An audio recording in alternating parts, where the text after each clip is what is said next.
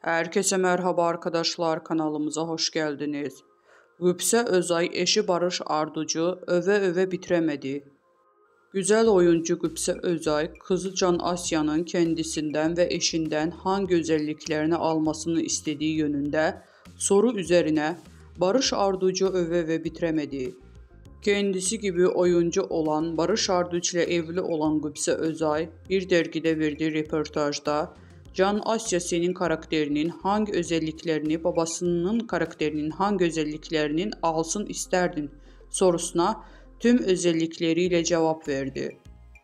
Ünlü oyuncu Gülse Özay her şeyini babasından alsın sorusuyla cevapladı.